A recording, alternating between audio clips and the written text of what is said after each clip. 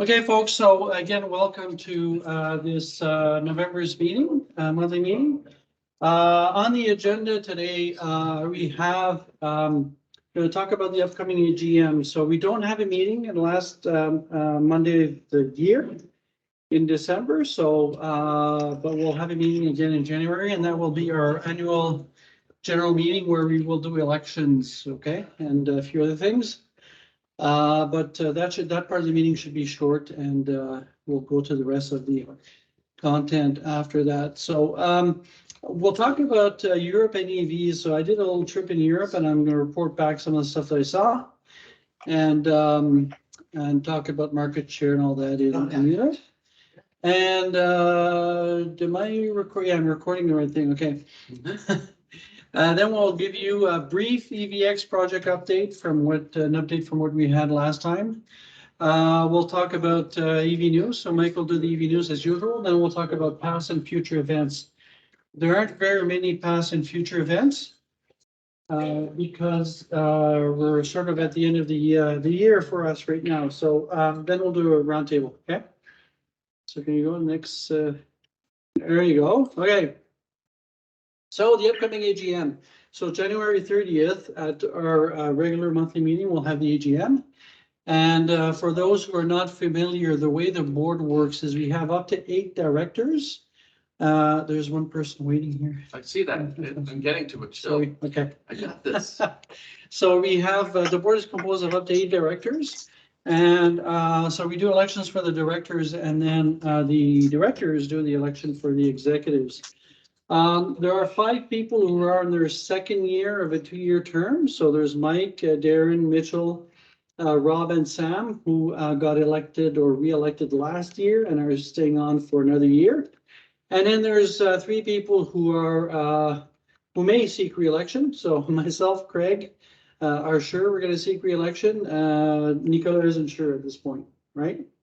So if anybody's interested in joining the board, you're more than welcome to contact us, and we certainly entertain having other people join us. So any questions on that? I think that's pretty straightforward. It's a lot of fun being on the board, so if you if you're interested, we do have a monthly board meeting to talk about the agenda for the next monthly meeting, like tonight. And we also do some planning for events and all that together, right? So anyways, if you're interested, let us know. So next slide, please. Okay, so Europe and EVs. So next slide, please. So this is the trip that I did, my wife and I did, came back Sunday a week ago. So we started off in Madrid, then went to Granada, and then number 1, I can't remember where that place is. Anyways, took a ferry to Morocco, spent 5 days in Morocco, and then came back to Spain, then went to Portugal, and back to Spain. So of course, being interested in EVs, I spent a fair amount of time looking at cars, looking at what was there. So this car that you see on the screen right now, that's actually in Morocco, and that's an example of one of the worst cars I found. It turns out that in Morocco, they've actually changed their policies. It used to be that Morocco would get used vehicles from Europe, so they would have the worst polluting vehicles in Morocco. But now they've changed that, and they're not allowing old gas guzzling and polluting vehicles to be imported into Morocco as used vehicles. So what's happening is that they're buying newer vehicles. So this is an example of one of the old ones. The one you see in the back there on the right-hand side, that's more representative of the typical vehicle you would see currently in Morocco. We haven't seen many EVs. I don't remember seeing a single EV actually in Morocco. So for those of you who don't know, Portugal is about as poor as Greece in terms of European comparisons. Spain is a bit more prosperous, not much more though. The unemployment rate is still very high there.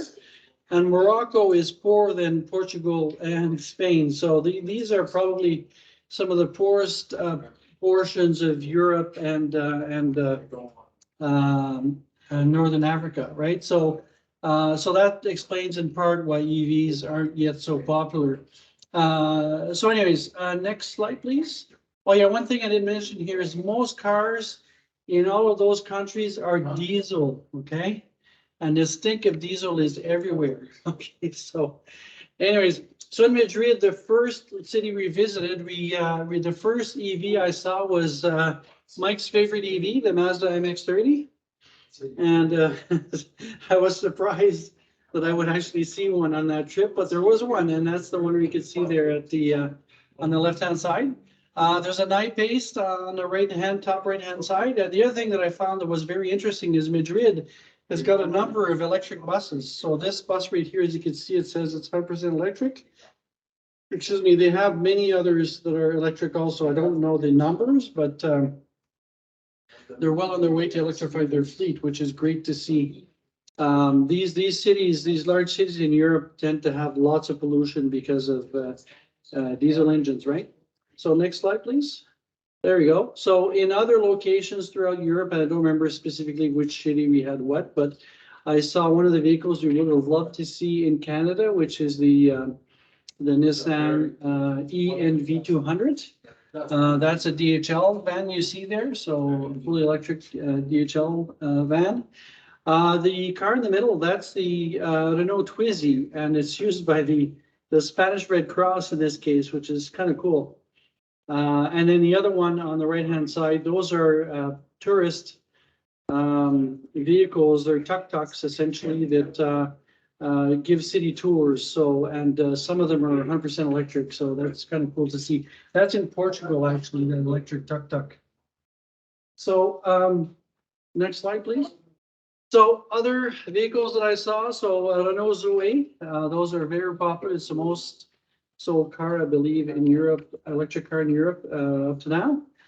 There was a Model S you could see there, which is same color as Spencer's Model S, my favorite color actually for the Model S.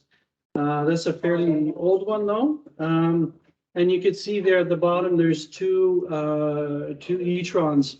So there was quite a variety of different electric vehicles in the countries that I visited. So next slide.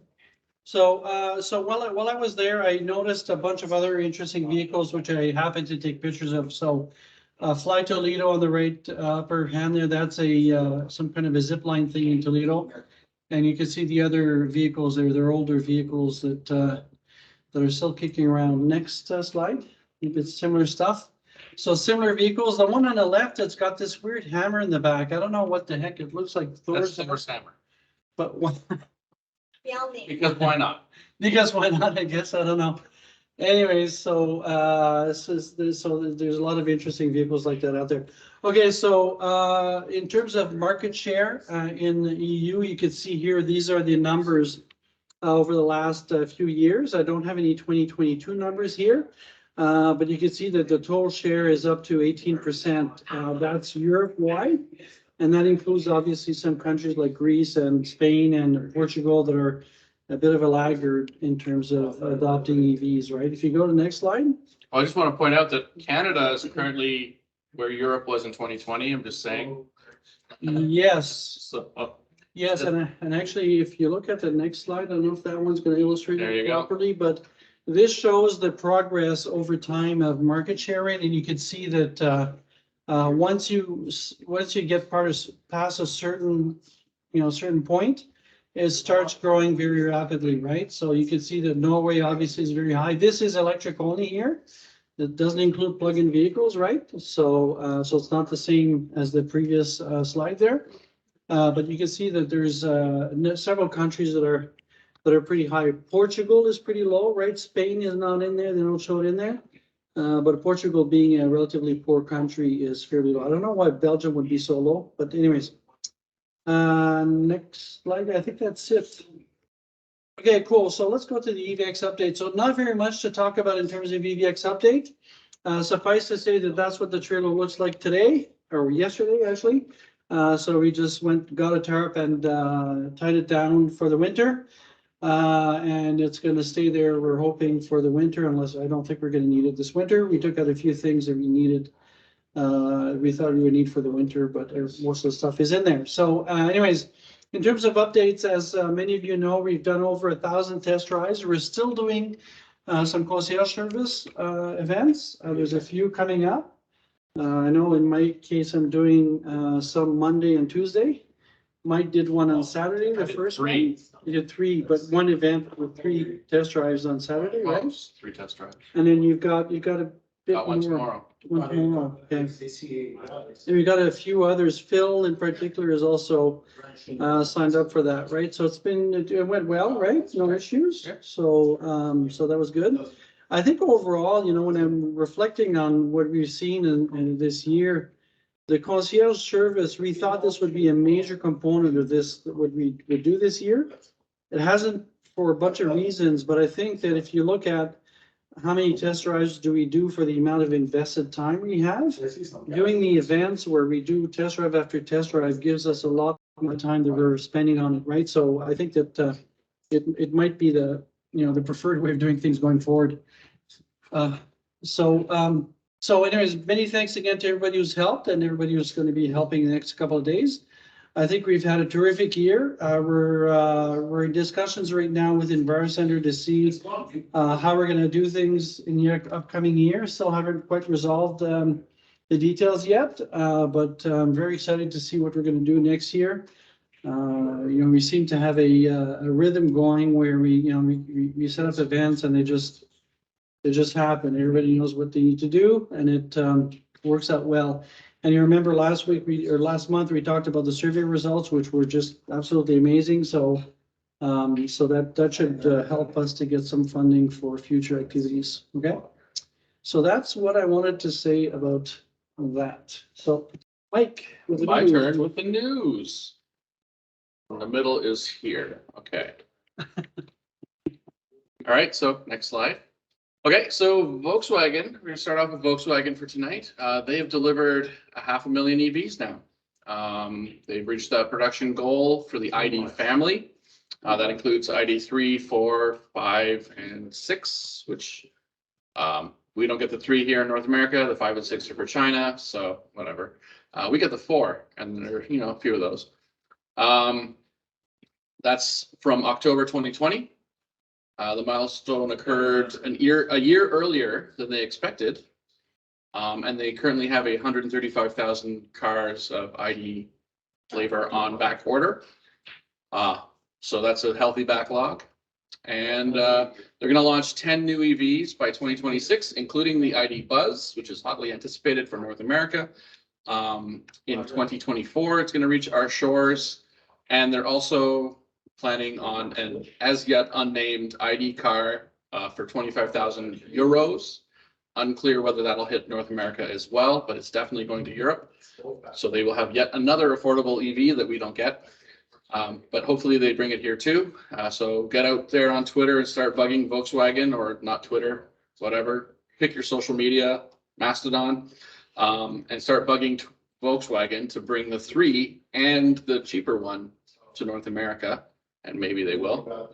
They also plan on producing only EVs in Europe from 2033, which is probably because that will be all that they will be allowed to produce and sell in Europe in 2033. So there you go. Next slide, please. And this is where Raymond can tell me, I told you so. The new CEO of Volkswagen, Oliver Blume, looks to scrap the new EV factory they were planning on building, and he's delaying a new EV platform. Factroy, look at that. This is why you don't write things at night. Bloom is delaying the planned launch of the new Trinity EV, which was going to be the flagship vehicle, on a new SSP platform. Currently, Volkswagen uses the, I want to say EGMP, the Electric Global Modular Platform, and the new SSP platform, which stands for something that I didn't look up. So that was a new replacement for EGMP starting from 2026. They've now delayed it to 2030, and that was what the Trinity flagship vehicle So that's delayed to 2030, allegedly because they're perfecting software, which the ID platforms have had issues with. So that could be legit. The company is now also reported to be rethinking plans for a new factory near Wolfsburg that was going to be EV only. And they think that they can just squeeze it into existing factories. So we'll see. So now they're questioning the need for basically everything. So I told you so, but actually it's not so bad. It's not so bad because They're still staying on track. Because, well, so what I'm seeing here is instead of building a new factory, they want to reuse Existing. Wolfsburg. You know, there's a lot of people who've said that. Well, no, the new factory was going to be in Wolfsburg as well. Yeah, but it was converted Wolfsburg. No, not Wolfsburg. Not Wolfsburg. Wickau, yeah. Wickau, yeah. Not Wolfsburg. So, Anyway. but you know, the reality is, producing an EV is not that different from assembling an ICE vehicle. It's really just a different, when you do the marriage of the powertrain with the vehicle, it's just a different powertrain. It's not that different. So they don't really need, in my opinion, to build a new plant. So I think the new guy, Bloom, is trying to cut costs by doing that. So I don't think it's a huge. Yeah, okay. The platform thing is a bit of a problem, but I mean, EGMP's new, so maybe they'll give it better legs. Yeah. Next slide, please. They're already improving it with new charging and longer range anyway, so. All right, now we're moving on to GM and Volvo. And so one of the questions we always get, as everyone knows, is when will EVs reach price parity? Well, GM and Volvo have separately weighed in this month on when they think that will happen, and it's 2025, so 2 years from now. Volvo Cars CEO Jim Rowan said in an interview that he expects to see price parity around 2025, and Mary Barra from GM told CNBC that they also expect to see price parity or their profits to match ICE vehicles by 2025. The US IRA appears to be a big factor in these predictions for at least GM, as it's supposed to boost their profit margins a little bit. So that should be helping along. So 2025 is the new hotness. It was supposed to be this year, like 2023 coming in, but then COVID sort of destroyed everyone's plans. And so it seems to have been, price parity has been pushed back a couple of years because of COVID, like everything else. But yeah. Now, that being said, is price parity in a lower price point? In a lower price point, If you look at the higher price points, we already have price parity. That's right. So like the Ioniq 5, if you spec out a gas car and similar specs and trims and all that to like an Ioniq 5 or an EV6 or something, then there's already price parity. Like there's no EV premium, but for lower trim, lower things like the Blazer, which is pictured, or the Equinox, I can never tell which one is which. This is the Equinox. Those are still a little more expensive than their ICE counterparts, but that will be fixed in 2025. And sticking with GM, so they have secured nickel from Vale in the Battery Valley in Quebec, which we talked about at work and I cannot disclose anything about. GM and Vale announced an agreement for a significant amount of nickel phosphate from Bécancour. Yeah, there's an extra C in there, Bécancour, just outside of Trois-Rivières. In what's now becoming known as Quebec's Battery Valley. The area is home to graphite and lithium mines, as well as lithium processing facilities. There are also plans to build cathode factories there for battery cells. And Vale is going to build a large nickel mine in that area as well. And they are already the largest nickel mining company in the world. And yeah, they're going to build a nickel sulfate factory for GM to source inputs for batteries. And GM's also signed a lot of contracts with a lot of the companies in Battery Valley to secure things like lithium and cathodes and cells and all that. So big deal here. This means their Ultium platform actually has stuff to feed it. So hopefully that will play into more availability of cars. All right. Now, so those are the positive stories. We have a negative one to throw in, a little spice. Subaru, or as I learned recently, I call Subaru Slowbaru because they make a lot of noise and go slowly usually. And it turns out on one of the social media platforms, it's not Twitter, there's a hashtag Slowbaru. So it's like I didn't even come up with it, but I did. So whatever. So Slowbaru won't build EVs in North America because it refuses to pay higher wages than McDonald's, which is kind of shocking. So GM and Volvo are looking to EVs for future profitability. Right, they're saying they're going to hit price parity in 2025 and all that. Subaru is going the other direction, saying that they won't be building a factory near their Lafayette, Indiana factory. They already have a factory in Lafayette, Indiana, and they're not going to build an EV factory there because, quote, in Indiana, part-time workers at McDonald's earn $20 to $25 per hour, which is in competition with, I added how much temporary workers make at our plant. So that means that Subaru is paying their workers less than $20 an hour to make cars. And so therefore they can't make cars. I highly doubt those numbers, 20 to 25 in Indiana. Yeah, This is a quote from Subaru CEO Tomomi Nakamura. So either way, they've decided that they can't compete with McDonald's for labor. So whatever. The 2023 Subaru Solterra is their first and only EV, and it has yet to see any deliveries in North America, although it has gone on sale already this year. So like it's been on sale for a while. They just haven't delivered any. So Subaru, whatever. And this is the sister car of. This is the sister car for the BZ4X, which wheels have just learned to stay on.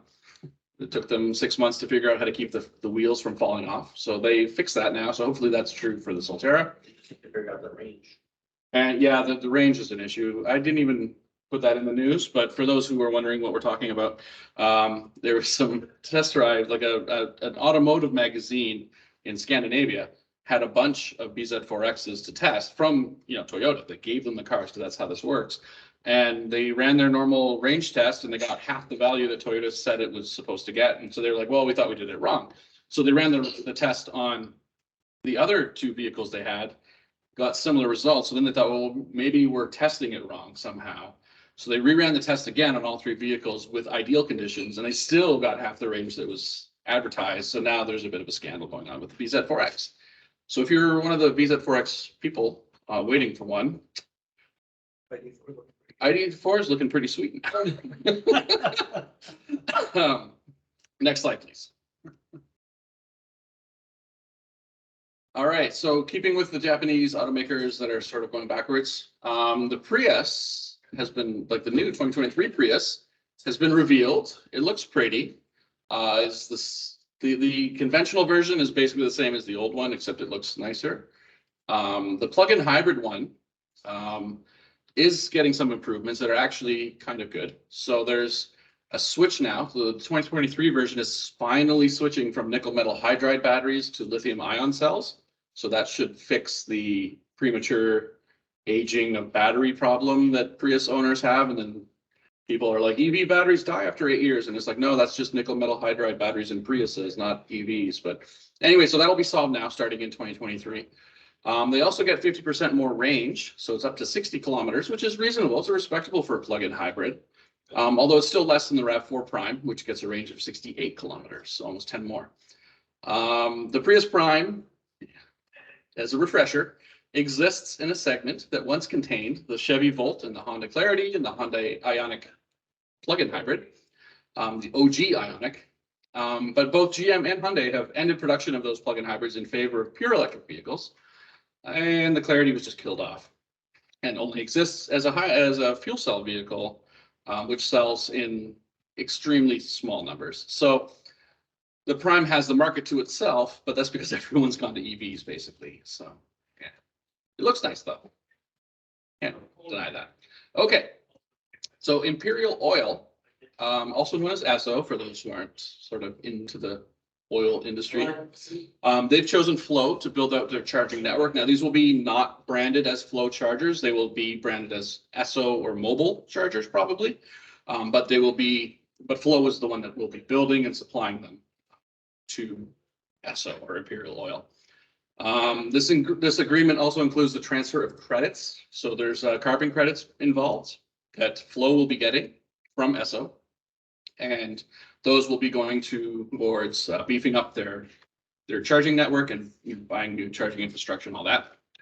So the numbers, locations, speeds of the chargers have yet to be decided. Hopefully Flow does the right thing and stops building 50 kilowatt chargers and only starts building 150s from now on or higher, but we'll see. Flow only does 50. No, they don't. No, in Quebec they have good ones in Quebec. But not more than 100, I don't think, do they? Well, they do. There's more than 100, I'm pretty sure. I thought the biggest was 100. at this Well, point. then they need to up their game. Yeah, they do, for sure. Hopefully the carbon credit sale will help them fund that. All right, so Petrocan, keeping with oil industry, issues a huge charging fee increase nationwide to help expand and improve their network. So they've now upped the fee to 50 cents a minute. It used to be 25 to 33 cents a minute, depending on which province you live in. Quebec used to have like 20 cents a minute, and then it went up to 50 now. The price change has already taken effect. November 1st is when it kicked in. And it's an interesting strategy they're using to increase prices when they have recently admitted that they have a very unreliable network. And they have a very bad reputation in the EV world of having chargers that just don't work when you show up. And they usually only put in 2. And if they're both broken, then you're kind of screwed. So given these challenges, they've decided to increase prices. So it's weird that the oil company doesn't have enough money to build a proper charging network, given that they've just reported record profits. But you know, Yeah, but what whatever. the initial network they deployed was to understand the market and all that. Right. And there is a real issue with reliability. Right? Yes. No, there absolutely is. But Yeah. why they're raising prices? The reason they're raising prices is to fund the network expansion. And this is from an oil company that reported record profits this year, just to keep everyone aware. They make billions in profits per year Yeah. and are jacking up their EV prices because they can't afford new chargers. That's Well, a little so- oil. That's very oil industry. Yeah, but if you do the math, it's very hard to make money with fast charging. Great, but And- they don't make money with fast charging. They make money with oil. Yeah, So yeah, what? They pivot. Like, that's money they made profiteering off Yeah. lives in Ukraine, so it doesn't count. That's right. That's Yeah. oil. Yeah, oil money is basically blood money. So yeah, they don't want to use that for the EV industry. That's clean. So So the noise that I heard about Petro-Canada is that given what their experience up to now, they've decided to massively increase the number of charging stations they have. So that's good news. stop shilling for the oil industry, Raymond. No, but it's good news. And actually, the biggest charging provider in the world is Shell. by the Yeah. way. World that shot. I want these people, these organizations to go to electric charging because then they're gonna make money on something that's not oil and gas and. Right. Well, hopefully they'll. And it'll help them get off of it. Yeah, but this isn't winning them any favors. So anyway, No, it's not, but I'm happy that they've committed to a massive Sure. increase in their charging. but as it is right now, if you're an EV driver out in the wild doing a road trip, Yeah. you're going to be, your choice is electrify Canada for less money and more reliability, Mhm. or do we roll the dice and pay more money to get an unreliable Petrocan Yeah, charger? yeah. Guess which way you're going to go? Yeah, it's a problem. Right. Good Now- luck with that, Petrocan. Now, hopefully, when in January, when some of them change to charging by the kilowatt hour, we're gonna start being able to compare more Yeah. easily, right? More Because right now, it's kind of hard to compare, Mhm. because sometimes if you go to Petro-Canada, even though it's 150 or whatever kilowatt station, you can't get more than 50, right? So Exactly. there's a lot of issues there. Yep. That hopefully that'll make it a bit easier. Mhm. in, Say hi to Victor again. Hi, Victor. Next slide, please. Okay, so this is going into the sustainability thing. One of the things people say is like, mining is bad for the environment, which it is. This is one step towards being less bad. Caterpillar has tested its first EV 793 large truck. Pictured in the background, as you can see, it requires a ladder to get into the driver's cab. So these are those big honking trucks. Now the specs will sound bad, but for the job, this is what apparently is needed. So they started this program back in 2021, which was last year, and they were just sort of noodling around trying to figure out how to make this work. They wanted to, go towards more sustainability, and it gives operators an opportunity to test and validate these big, huge vehicles. So what they did is to do the test, they fully loaded one of these trucks, which contains a lot. They drove it at 60 kilometers an hour, which is a respectable speed. And they traveled 7 whole kilometers, which in a mining context is probably enough because mines, you're not driving hundreds of kilometers in a mine, right? And then they had enough energy after the shift to, do other stuff if they needed to. So, yeah. So if they're smart, what they'll do is they'll regen on the way down. Yeah, no, they definitely, so they did a 1 kilometer hill and then they regened 1 kilometer down and it worked. And So the secret sauce is basically these trucks have almost always been electric drive anyway, right? That's how you get the torque to move the huge rocks, like literally rocks. So they've been electric drive for quite a while now. So what they've done is basically replace the giant diesel power plant in the front with batteries. And so they're trying to make a go of it, and it seems to have worked. So this will significantly reduce operating costs for those who need these trucks, because diesel is not a trivial expense and it's getting more expensive now. So hopefully this will come to a commercial vehicle that they can buy. Maintenance too. And maintenance, yes, Yeah. all the EV things, right? All the EV things apply. So There's a shortage of diesel mechanics specifically too, Yeah. which is a problem with Transpo and everybody. yeah, Yeah. so. So Caterpillar has a version of this truck that actually uses a catenary and they put them on hills so that they could use electricity from the catenary to go up the hill. And to be clear, this is not the first company to do this. There is a company we reported on a couple of years ago in, I want to say Austria. It was in the Alps somewhere in Europe. And where basically the mine is at the top of a hill and then the crushing rock crusher thingy is at the bottom. And so it's an EV truck that never has to be recharged because it fills up with rocks at the top of a mountain, regens all the way down, which charges the batteries to more than full. They have a surplus of energy, dumps its load at the bottom, and then drives all the way back up the mountain on battery, and then rinse and repeat forever. So it's like a gravity battery. It's a gravity powered truck, but that already exists and is in commercial operation. So this is just Caterpillar sort of joining the club. Yeah, and It's kind of cool. I know I've talked about it before, but I want to reiterate it. We get lots of flack because of mining and all this, right? As if oil doesn't need to be mined, but anyway. That's right. As if oil doesn't need to be mined Yeah. perpetually. And what we're seeing is, actually I have a friend who's in Sudbury, and we're seeing most of the mines there, the underground mines are electric. Oh yeah, they've gone electric because of the exhaust systems. Yes, yeah, so, and all of the rest of the equipment they have is all electric, right? So when somebody's like, oh, we can't do heavy trucks, you can point to the 793 electric. Yeah, and That's the mining, counterpoint. and mining is not exclusively dependent on fossil fuels. There's That's a right. lot of mining operations that can be done with electricity. Next slide. Okay, so we got some news. It's not from StatCan. This is just early data from S&P Global Mobility, formerly IHS Market. Typo again. I did this really late at night. Okay.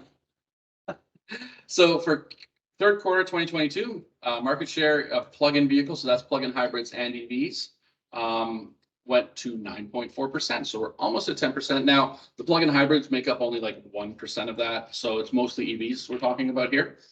And this beat the previous record high from the first quarter of this year, which was 8.3%. You can see on the picture, that's my handy dandy model that I stole from the internet for adoptions. Like it's an adoption curve that's just a sort of standard function, and that I plugged in a bunch of data in 2017, which is where the blue line starts, you can see. And so it predicted a model, spat out the model that we've sort of been using at EVCO as our, like, this is what's coming, be prepared. And when I did this in 2017, it's like, oh, that's really optimistic. I don't know if we're going to hit, 100% saturation by 2033. Like that seems a little sketchy. But the blue line is real data that I've been plugging in ever since. So the red curve hasn't changed since 2017. The blue curve is real life. And as you can see, my model is actually a little bit pessimistic. So there you go. So if you break it down by province, and then you can use these for talking points when you're at a Christmas cocktail with your family and, your shouty Bob uncle comes and says, EVs are dying and stupid. You can say, look, 1 in 5 cars in British Columbia sold was electric, right? 13% of cars in Quebec had a plug in them. Ontario sold the most EVs in all of Canada, but that's because we have the biggest car market. But percentage-wise, we're only at 7.6%, but that's very much in line with my predictions. And the percentages on the picture don't kind of match because I did a zoom out thing. So each horizontal line is 5%, right? So we're almost at 10%. We were supposed to be at like 8% this year. So 2023, we're going to be above 10%, which is probably true. Yeah, and you can imagine if there was enough supply, there would be quite a bit. We'd be way higher. Yeah. So, but yeah. Cool. Okay, now we're into the Tesla corner. And there's some good news and some bad news, and it's just a mixed bag. All right. So full self-driving is now available to all owners in North America, but it's still in beta. So if you paid up to $15,000 US for your full self-driving package up to 5 years ago, now you can turn it on. But you should know it's still in beta, which means it's still a level 2 driver assist feature. So despite its name, it's still considered to be about as capable as your, lane centering and, that kind of stuff. So I hope it was worth it. No, it does do more than that, but you Sure. still have to pay attention. But you have to pay attention lest you hit a fire truck or bollard or child or a bunch of other things. So if you want to gamble with your life and your expensive car, go for it. Sign up for the beta and get your car to drive itself sometimes, most of the time, I guess. And, keep an eye out though. Make sure you don't fall asleep. Personally, I think on highways and all that, it probably works quite well, Sure. but I wouldn't trust it on. On a residential street, probably. Residential streets, yeah. Outside of town, yes. Yeah. So anyway, Cool. next slide. I'm gonna get a lot of flack for that. People think I don't like Tesla. No, Craig's not on today. But he might watch on YouTube. Yeah, he will. Tesla reduces supercharger prices. So we talked about Petrocan jacking up the price. Tesla was at 50 cents a kilowatt hour for many owners across the world in many markets, but they are now, a lot of Tesla owners are reporting in different markets that supercharging has dropped in price. So in California, it seems to have dropped 5 cents a kilowatt hour. In Europe, it has dropped a bit more, up to 10 cents, depending on which market you're in. So if you are a Tesla driver and you are charging, take a look at the price and see if it's maybe dropped here. They have a big market, so 40,000 chargers. So a few years ago, or last year, they increased the price. Yeah, they increased it several times and now they seem to be Now they're dropping it going again. back. So that's good news for Tesla owners. Yeah. And there's a picture Raymond sent me of his car, Yeah, Which my charges for wife. free. which My charges for free, so he doesn't even care about this. Lifetime free charging. That was $2.5 grand. Okay, and in other good news for Tesla, with keeping in mind that their first public official delivery to an actual customer of the Semi happens on Thursday, December 1st. The Tesla Semi has finally completed a 500-mile fully loaded trip with no charging, right? They did their 500-mile trip, which in real units is 800 kilometers. If you're not, from the US. So it's a Class 8 truck. It can carry 80,000 pounds. And depending on which spec you get, they go between 480 kilometers to 500 kilometers of range. There are other trucks on the market that are Class 8. They don't get 800 kilometer range. They're closer to the lower end of Tesla specs. But they are produced by Volvo, Freightliner, and even Nikola. So 800 kilometers is kind of seen by the industry as the sweet spot because that equates to about 8 hours of driving, which is the legal mandated break time anyway. So In North America. in North America, In Europe, it's 5 hours or so? sure. Well, Europe's really little. I mean, they just use trains like civilized No, people. they use lots of.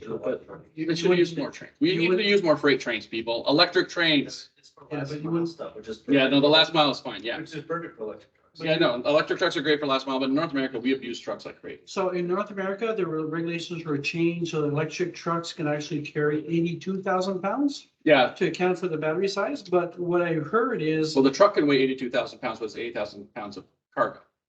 that's a total, no, total weight of the whole thing It's 82. is 82 for electric, Right. yeah. That's 2,000 pounds for the vehicle, but 80,000 pounds of freight.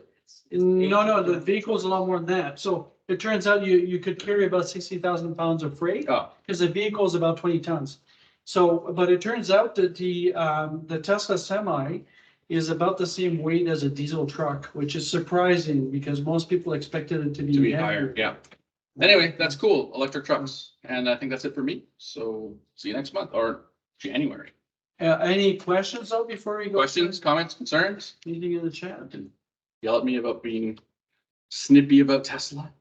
So actually, mean. Mitchell made an interesting point that his Mach-E comes with Ford self-driving tech. Yeah, the Blue Cruise, that's cool. It comes with it, right? So Mhm. that's probably because of the trim level, but Yeah, and regardless. it's limited to the highway. Like Blue Cruise is a reasonable proposition, right? It's autonomy on certain corridors that Ford has, mapped out and done their thing, and it'll work here.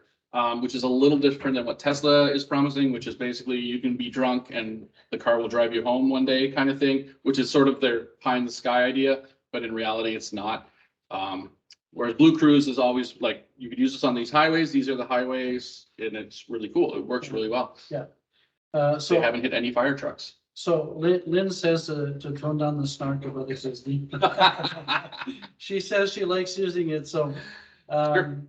Anyways, the other thing, actually, so it's not just Ford that's got self-driving. Yeah, no, GM has it as well. They GM call has- theirs, what do they call theirs? Nissan Super Cruise, I think. Super Cruise, yeah, that sounds about right. Yeah, Nissan has ProPilot. Yeah. Yeah, Uh, Hyundai has yeah, HDA too. So Lynn, the one thing I will say about the FSD is, I don't understand why Musk thinks it's worth as much as it is, so that's why I haven't bought it. If it 15 was- grand. If it was a few $1,000s, I may have tried it, but not, Yeah. not that much, so. Or even as a subscription, like Well, yeah, there is. Couple $100 a year, $50 whatever. a day or whatever, spend a trip, I'll do that. Sign up and We then could, yeah. cancel it, Yeah. yeah, like Netflix or whatever. Yeah.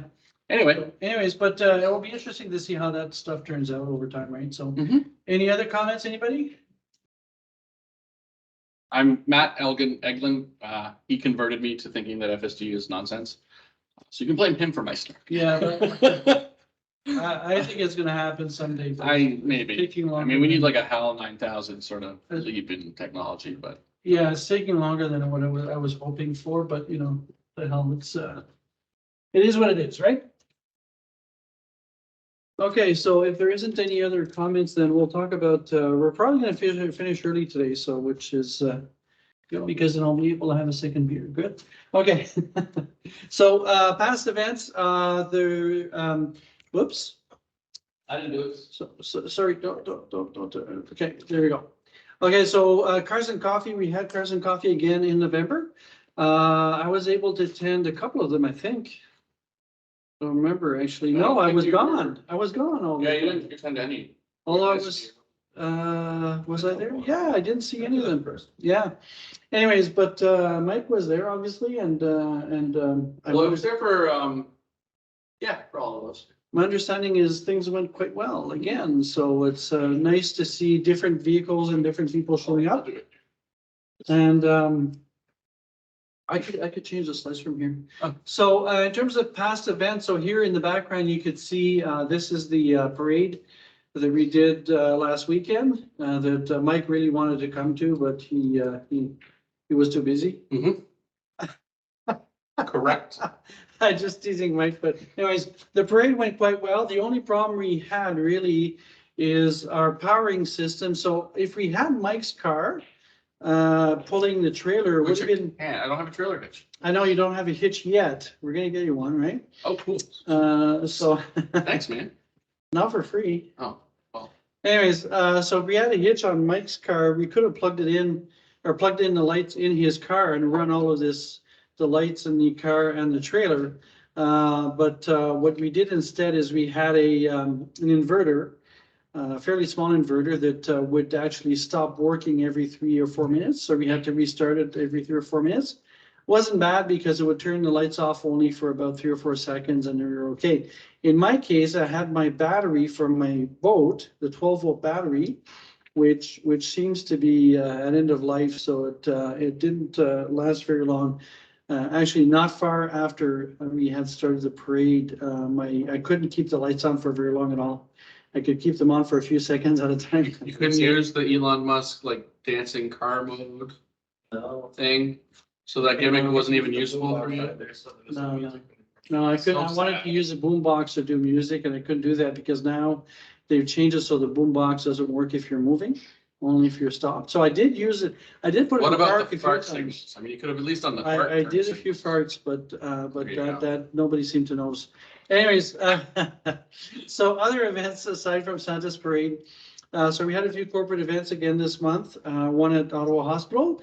Not very many test drives. The one at CIRA though, that's a Canadian Internet Registration Authority, I think they're called. That one worked quite well because we have an insider there that got people signed up. So there were a lot of test drives happening there. The venue wasn't fantastic because parking was pretty tight and all that, but lots of test drives, so that went quite well. Green drinks, I wasn't there. I don't know if anybody else was there this month. I was in Europe, so. And I was also gone for the November 19th community events, which I'm understanding worked quite well also. Lots of test drives, so I'm very happy to hear that. Snowed. And it snowed. Yeah, I was a bit surprised actually. Because it's dangerous when it starts snowing and all that, but anyways. So I was a bit concerned when I saw that it was snowing. Definitely our last community event of the year because it was cold and miserable. Yeah. We done. Yeah. So, anyway, so we had the November 22nd volunteer appreciation event. A bunch of people online right now were part of that. So, I think that was kind of fun. Especially those Ferrero Rochers that I won. But anyways, which I got to bring half of them back home and ate a significant portion of those. But anyways, so that was the past events last month and upcoming events. There isn't much. Okay, so we have the next meeting is January 30th. So like I said earlier, we don't have a meeting in December. And January 30th will be the AGM. So I would encourage you to attend because we do need a quorum and we do need to do the elections. But the elections and financials will be just a small portion of the meeting. We'll have some other interesting stuff to talk about aside from that. Okay. And of course, I would encourage you to come in person. It would be great to have more people in person because we're trying to. We're trying to generate enough revenue for the venue here to justify providing us the room, right? So, anyways, if you're willing to, you're more than welcome. And we could make some parking available in the, if you look at the left-hand side of the building there, there's a gate, there's some parking there that we could make available for those who don't find parking on the street. And there is a charger if you need to charge, like if you have Yes. a leaf or something, you can plug in.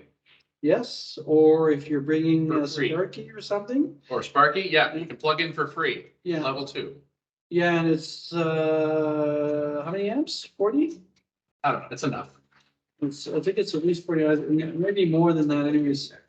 Not bad. It's really good. Yeah. Okay, oops.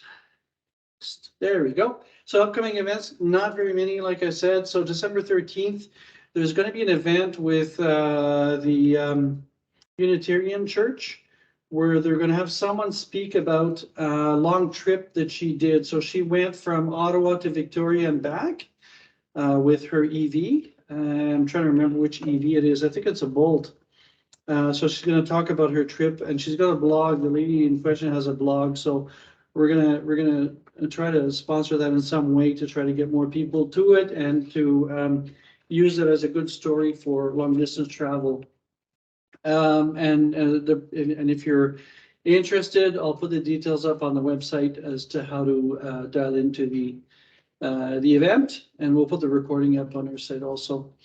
We are looking at doing an OC Transpo visit for the e-bus. So still working on that. Was hoping to get more details worked out for this meeting today. But I'm hoping to get that organized so that we could go and see the facilities and what they're doing. Mike has hooked up with one of the guys that's working on the e-bus project. I've been in contact. I haven't hooked up with anybody. Yeah. Raymond. I've been in contact with somebody who drives an e-bus. Yeah, so and they're interested in working with us and all that. So anyways, we'll see if we get the trip organized. We'll let you know, and we'll certainly be happy to have as many people as we can to visit the facilities. Okay, so very little on the upcoming events list, obviously, because of the time of the year. Can you go next slide, please?